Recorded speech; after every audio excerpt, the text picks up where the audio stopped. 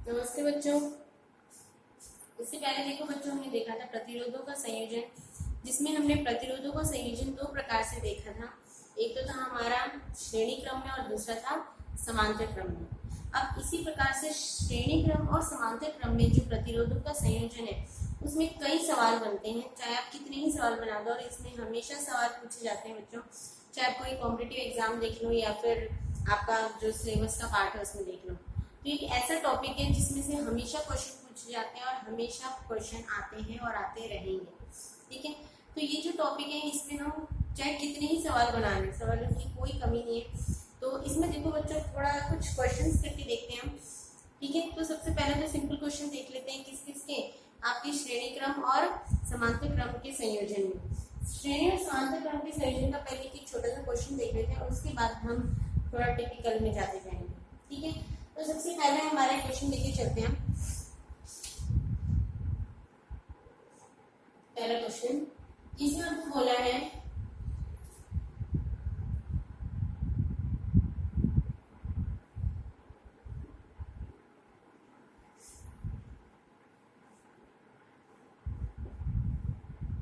ये रखा है ये 2 ओम है, ये 3 ओम है, ये 10 वोल्ट है।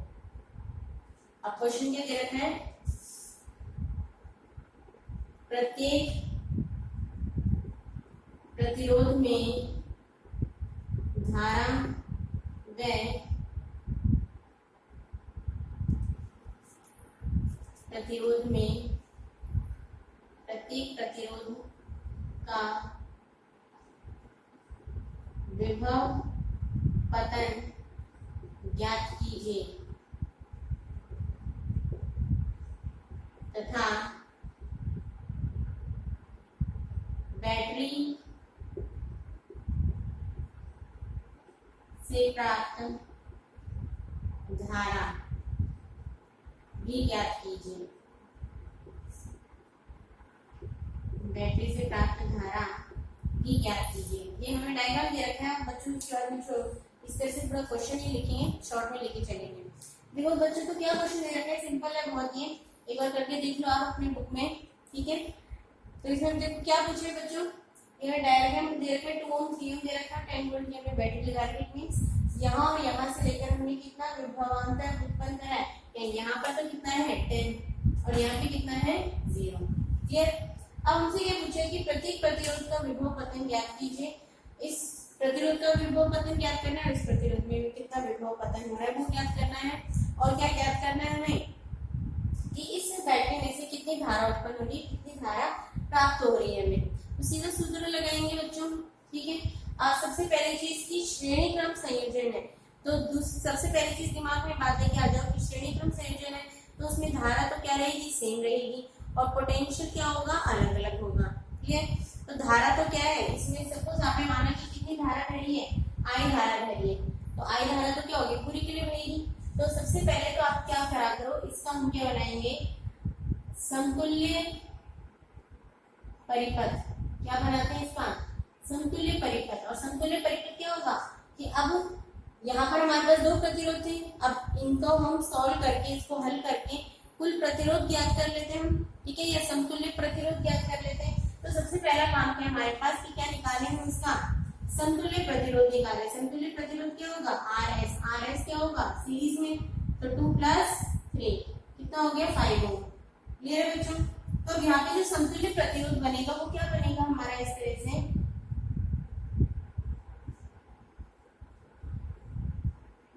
परिपति हो गया, और कितना 5 ओम। धारा कितनी बह रही है, आई, बैटरी कितनी है 10 वोल्ट। तो ये क्या हो गया इसका समतुल्य प्रतिरोध। इट मींस कि 5 ओम में कितनी धारा बह रही है, आई धारा बह रही है, वोल्ट पोटेंशियल कितना है 10 वोल्ट। तो सीधा इसकी वैल्यू निकालना, तो I = V/R। ठीक है, RS V कितना है 10, तो RS कितना है 5, तो कितना आ गया हमारे पास 2 एम्पियर। ये तो धारा कितनी बह रही है इसमें, 2 एम्पियर बह रही है, तो आ गया हमारे पास ये वाला। अब दूसरा क्या पूछा है हमें, प्रत्येक प्रतिरोध में विभव पतन भी पूछा है। तो प्रत्येक प्रतिरोध में विभव पतन, क्योंकि आप पढ़ चुके कि सीरीज में प्रत्येक प्रतिरोध का विभव पतन क्या होगा, दोनों के द्वारा विभव में जो भी पतन होगी, जो भी गिरावट होगी वो क्या होगी, अलग अलग होगी। दोनों की यहाँ से लेके यहाँ तक दूरी अलग है, यहाँ से लेके यहाँ तक अलग है। क्लियर?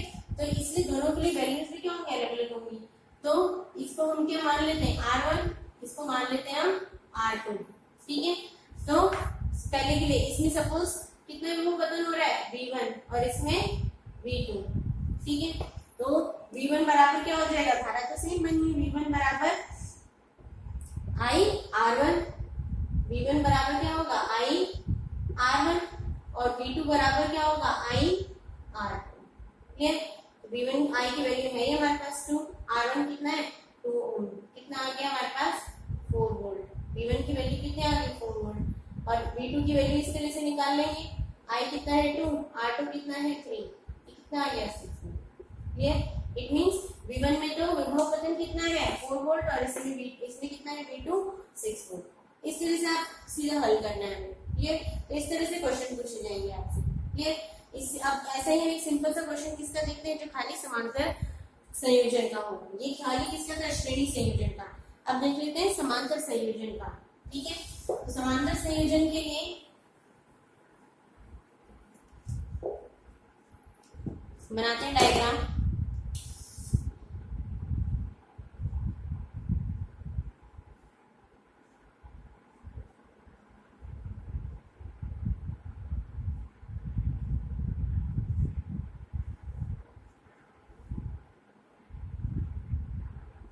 ये 10 वोल्ट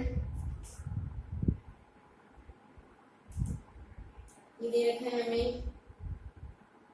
ये भी हमें दे रखा है 2 और 4 वोल्ट।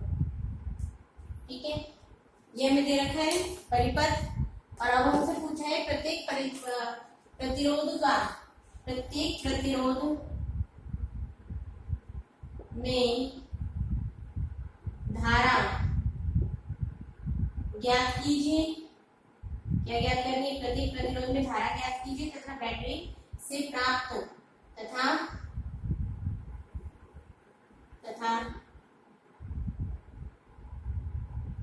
कुल विभव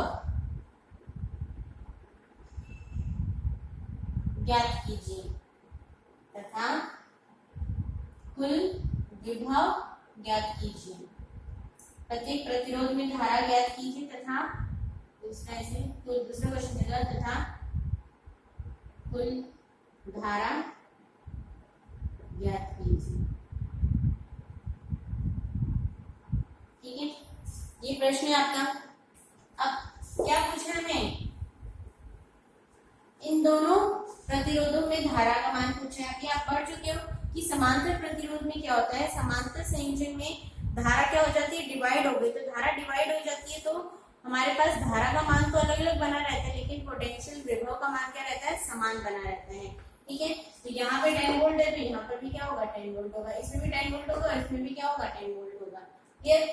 तो अब सपोज हमने बोला यहाँ पे धारा तो कितनी बहेगी, I, यहाँ पे जाके I1 और यहाँ पे I2 धारा बहेगी। क्लियर? I1 I2 का मान पूछे हमसे। ठीक है, तो I1 I2 का मान आप निकाल सकते हैं, सीधा यहाँ से निकाल लो, क्योंकि हमें I की वैल्यू तो पता नहीं है। ठीक है, I की वैल्यू भी हमसे पूछी, तो पहले I1 और I2 की वैल्यू निकाल लो आप। ठीक है, I1 और I2 की वैल्यू निकाल लेते हैं, तो हमारे पास क्या आ गया, I1 is equals to V upon R1। V कितना है यहाँ पे 10, R1 कितना है 2, तो कितना आ गया हमारे पास 5 एम्पियर। I2 की वैल्यू क्या होगी, V अपॉन R2। V कितना है 10, R2 कितना है 4। ठीक है, तो इसकी वैल्यू कितनी आ गई हमारे पास 2.5 एम्पियर। ठीक है, ये जो दोनों प्रतिरोधों में धारा का मान आ गया। अब कुल धारा ज्ञात करेंगे तो उसके लिए हमारे पास समतुल्य प्रतिरोध ज्ञात करेंगे। क्या बनाएंगे, समतुल्य परिपथ। तो समतुल्य परिपथ ज्ञात करने के लिए हमारे पास किसका मान निकालेंगे, हम Re की वैल्यू निकालेंगे। किसकी वैल्यू निकालेंगे, Re, क्योंकि प्रतिरोध किसमें लगे, रेजिस्टेंस किसमें लगा हुआ है, पैरेलल लगा हुआ है। तो पैरेलल लगा हुआ है तो उसके लिए हम क्या ज्ञात करेंगे, यहाँ पे Re की वैल्यू निकालनी है हमें, सॉरी Rt की वैल्यू निकालनी है पैरेलल रेजिस्टेंस की। तो Rt, अब सीधा यहाँ पे दो रेजिस्टेंस है, सीधा सूत्र लगाओ, कौन सा, Rp is equals to R1 R2 upon R1 plus R2। सीधा सूत्र लगाएंगे हम, R1 क्या है 2 इंटू 4/2 प्लस 4, कितनी आ गई वैल्यू 4/3। यहाँ पे किसकी वैल्यू आ गई RT की वैल्यू। क्लियर। अब सीधे यहाँ से क्या निकाल लो हम, इट मीन्स कि इसमें 4/3 ओम और I धारा हमें ज्ञात करनी है, तो I is equals to V/RT। V कितना है 10 और RP कितना है, यहाँ पे RP की वैल्यू कितनी है बच्चों 4/3 या 30/4। ठीक है 30/4 कितनी आ गई 7.5 एम्पियर। क्लियर। इट मीन्स कुल धारा कितनी बह रही थी 7.5 एम्पियर बह रही थी, और उसमें से एक शाखा में तो 5 एम्पियर धारा चलेगी और दूसरी शाखा में कितनी धारा चलेगी 2.5। देख लो दोनों को जोड़ के कितना आ रहा है 7.5 भी आ रहा है। अगर आपको चेक करना है कि आपने I1 I2 की वैल्यू सही निकाली है या फिर हमारा I सही है, तो दोनों को जोड़ के देख लिया करो। बस बच्चों इतना ध्यान रखना है आपको कि अगर श्रेणी संयोजन दिया जाएगा तो श्रेणी संयोजन में तो आपको क्या पूछा जाएगी, श्रेणी संयोजन में धारा क्या रहेगी आपकी सेम रहेगी, तो दोनों प्रतिरोधों में क्या पूछेंगे आपको विभव पतन का मान पूछेंगे। आ रही बात समझ में। और समांतर संयोजन होगा तो समांतर संयोजन में दोनों प्रतिरोधों में क्या पूछेंगे आपसे धारा का मान पूछेंगे, बस इतनी सी चीज है। ठीक है। और अगर आपसे कुल धारा पूछी जाएगी तो कुल परिपथ में बहने वाली कुल धारा की मान ज्ञात करना है, तो उसके लिए जितना भी रेसिस्टेंस है, चाहे आपका वो सीरीज में है पैरेलल में, उन सभी को सॉल्व करके हल करके एक समतुल्य प्रतिरोध ज्ञात कर लो। टोटल एक मतलब कि पूरा प्रतिरोध जो है वो आपका केवल एक प्रतिरोध से आप उसे क्या कर रहे हो व्यक्त कर रहे हो, जो कि क्या कहलाएगा उसका समतुल्य प्रतिरोध कहलाएगा। अब हम क्या देखेंगे मिक्स वाले देखेंगे। ठीक है एक मिक्स वाला देखते हैं, उसके बाद आपको ट्रिक बताते हैं। ठीक है केवल ये ध्यान रखना है आपको। ये तो अभी तो हमने देखा था खाली श्रेणी क्रम में और खाली समांतर क्रम में। अब हम क्या देख रहे हैं मिक्स की श्रेणी क्रम भी और समांतर क्रम भी है। ठीक है और ऐसे क्वेश्चन बच्चों अगर आपको समझ में आ गए तो इन क्वेश्चंस को सॉल्व करने में बहुत अच्छा लगता है और बहुत मजा आता है। एक बार अगर सॉल्व होने लग जाते हैं तो बहुत अच्छा लगता है, आपको खुद को ही मन करेगा कि हमें नए नए क्वेश्चंस निकालो और देखो। ठीक है तो अब यहाँ से हम देखते हैं हमारा नेक्स्ट क्वेश्चन क्या है। यहाँ पे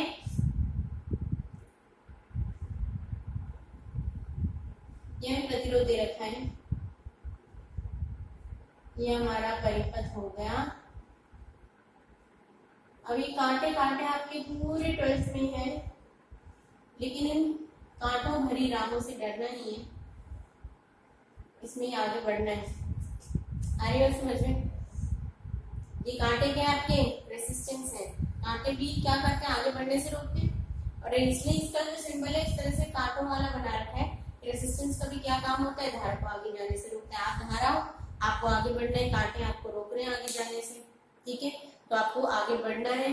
ठीक है तो रेसिस्टेंस को मात देके आगे जाना है, वो ये आपका 12th का लक्ष्य होना चाहिए। यहाँ पे आएगा।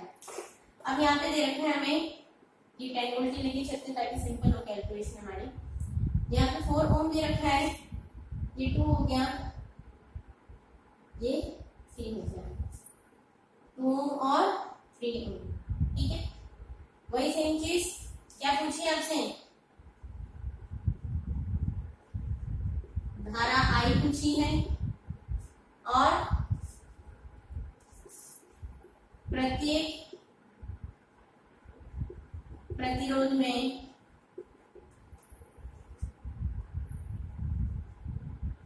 धारा का मान व विभव का मान, सब चीजें पूछ ली आपसे। कुल धारा I पूछी है, प्रत्येक प्रतिरोध में धारा का मान व विभव का मान पूछा है। ठीक है तो इसे सॉल्व करना है हमें। कैसे सॉल्व करेंगे, सबसे पहले तो इसका समतुल्य परिपथ बनाएंगे। क्या बनाएंगे समतुल्य परिपथ। ठीक है तो सबसे पहले तो आपको दिख रहा है कि दो तो आपके कैसे लगे हुए हैं समांतर क्रम में लगे हुए हैं, तो सबसे पहले इसको सॉल्व कर लो। दो कैसे लगे हैं समांतर क्रम में, इसको सॉल्व करने हमने RP is equals to 2 into 3/2 plus 3 क्या आ गया हमारे पास 6/5 ओम। ठीक है तो इसका समतुल्य परिपथ हमारे पास क्या बन गया, इसको सॉल्व करके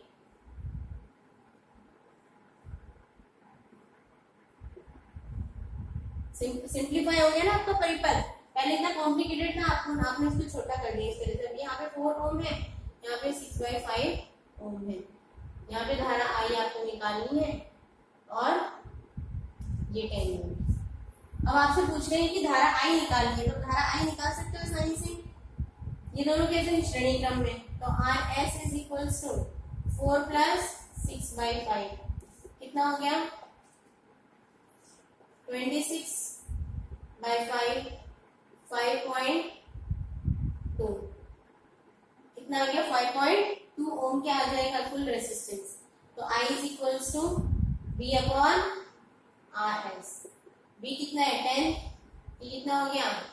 5.2 या 26 to 5 50 अपॉन 26 सॉल्व कर लो आगे 25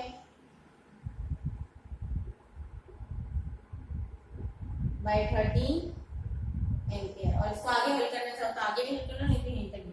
इतनी कुल धारा कितनी है? 25/13 एम्पियर। इसमें क्या है? कुल धारा है, ठीक है। और इसको हल करेंगे तो इसकी वैल्यू 1 पॉइंट समथिंग आएगी। क्लियर? तो ये तो आगे हमारे पास कुल धारा समतुल्य। कुल धारा बच्चों हमेशा समतुल्य परिपथ बना के ही निकलेगी आपकी। क्लियर? जब भी आपको कुल धारा निकालनी है कि इस परिपथ में बहने वाली कुल धारा बताओ, तो परिपथ में बहने वाली कुल धारा क्या होगी? आप उस जितना भी रेजिस्टेंस आपको दे रखा है, चाहे वो समांतर में दे रखा है, सीरीज में दे रखा है, उन सभी को हल कर लो और उनका समतुल्य प्रतिरोध निकाल लो। और इस तरह से धीरे धीरे सॉल्व करते जाओ। सिंप्लीफाई हो जाए आपका कॉम्प्लिकेटेड परिपथ सर्किट से एक सिंप्लीफाइड सर्किट बनता चला जाएगा और आप क्या निकाल लोगे? धारा का मान निकाल लोगे आसानी से। ठीक है, ये तो क्या हमारा है। अब प्रत्येक प्रतिरोध में धारा का मान पूछे आपसे। अब सबसे पहली चीज कि यहाँ पर जब धारा 25/13 एम्पियर जा रही है तो इसके अंदर भी उतनी धारा बहेगी, श्रेणी क्रम में लगा हुआ है, इसमें भी उतनी धारा बहेगी। तो सबसे पहले तो इसको हमने R1 मान लिया, इसको R2 और इसमें वो R3। ठीक है, कि R1 में बहने वाली धारा, R1 में धारा कितनी होगी? इतनी होगी, कितनी? 25/13 एम्पियर। क्लियर?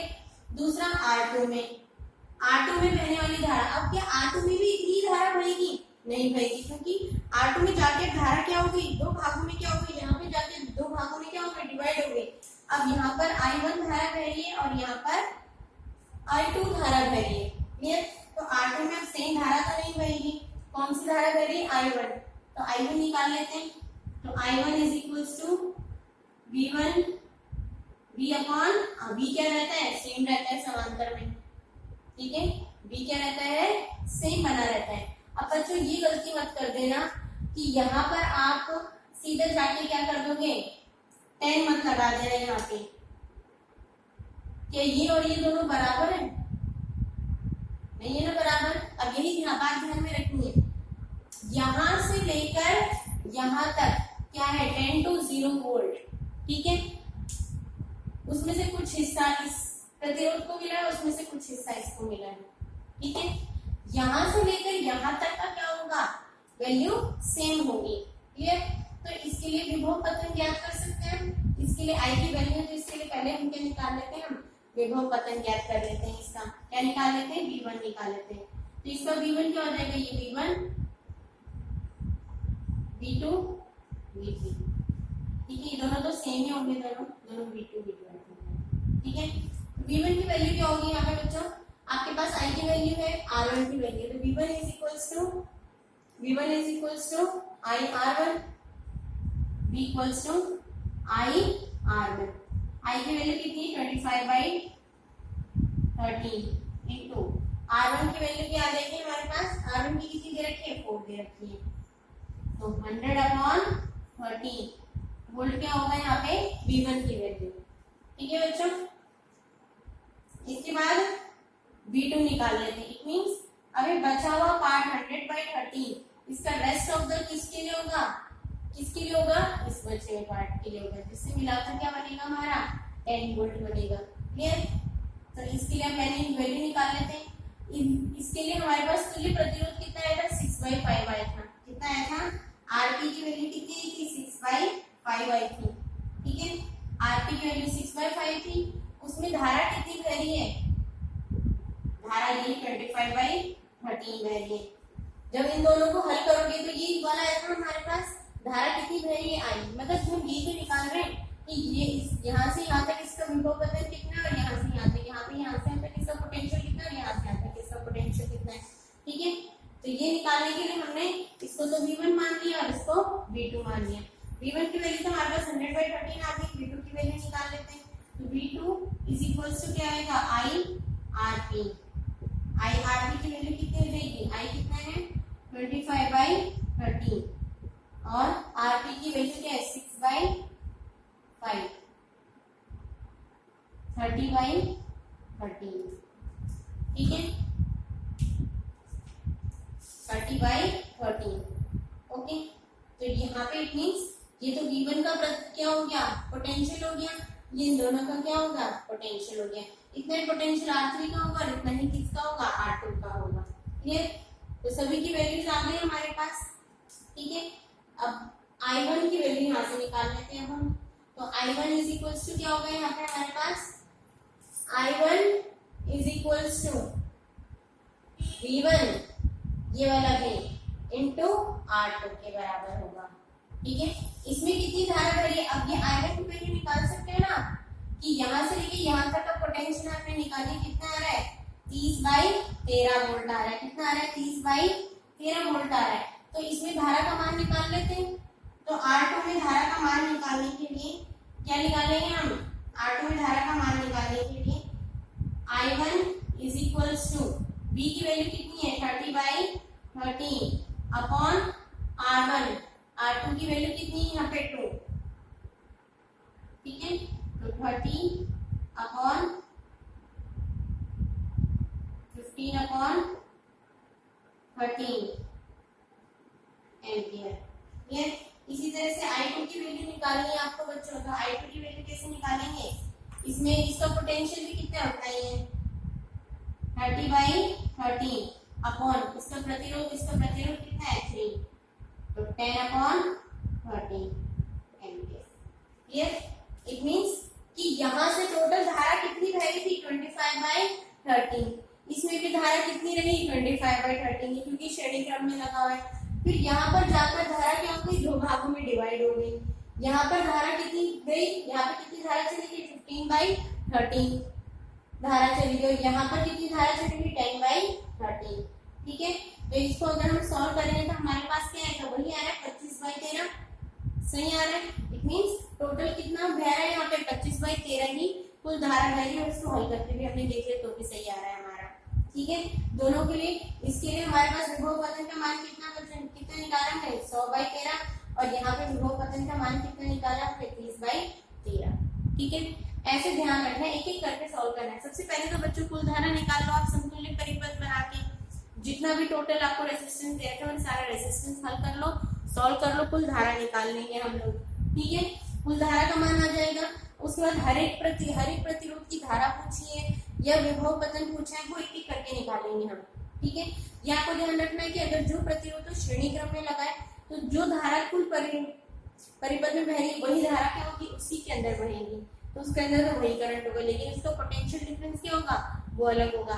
तो फॉर्मूले से पहले इसका पोटेंशियल डिफरेंस निकाल लो, जैसे अभी हमने यहाँ पे निकाला। ठीक है, बाद में ये दोनों है, इन दोनों का पोटेंशियल क्या होगा सेम होगा। ठीक है, तो इन दोनों का पोटेंशियल सेम होगा, इट मींस किस रेजिस्टेंस का, इस वाले रेजिस्टेंस का पोटेंशियल क्या होगा सेम होगा, लेकिन धारा अलग अलग होगी। तो पहले हमारे पास पोटेंशियल होना चाहिए दोनों को अलग अलग से धारा निकालने के लिए। तो इसमें हमने पहले क्या निकाल लिया, इसका पोटेंशियल निकाल लिया। क्लियर, ये पोटेंशियल आ गया क्योंकि धारा तो इसमें आई तो बह रही है लेकिन पोटेंशियल यहाँ पर ये दूरी अलग है, ये दूरी अलग, दोनों का पोटेंशियल डिफरेंस क्या अलग अलग है विभवांतर। तो वैल्यू निकालें, जब हमारे पास यहाँ का पोटेंशियल डिफरेंस है तो हम ये कह सकते हैं ना कि यहाँ से लेके यहाँ तक इस वाली शाखा में बहने वाली धारा और इस वाली शाखा में बहने वाली धारा क्या होगी, दोनों अलग अलग होंगी। सीधा फॉर्मूला लगा के कर लिया। ठीक है, तो स्टेप बाय स्टेप अगर आप इसमें चलते जाओगे तो सारे क्वेश्चन अपने आप हल हो जाएंगे और आपको इजी गोइंग भी लगेगा सॉल्व करने में। ठीक है, तो इसके और भी कई क्वेश्चंस हैं। अपनी जो नेक्स्ट लेक्चर है उसमें हम इसकी एक ट्रिक देखेंगे कि बड़े से बड़े क्वेश्चन फटाफट कैसे आप हल कर सकते हो। ठीक है, तो नेक्स्ट लेक्चर में हम अपनी देखेंगे नेक्स्ट ट्रिक। ठीक है, अभी के लिए सिर्फ इतना ही, घर में आप प्रैक्टिस कर रहे हैं इन सब चीजों की, खुद ही अपने आप ही रेजिस्टेंस की वैल्यू अलग अलग रखते जाओ, अपने आप ही अलग अलग डायग्राम बना के करते जाओ, ये खुद आप अपने आप ही कर सकते हो। ठीक है, ओके। अब बाकी हम अपने देखेंगे नेक्स्ट लेक्चर में।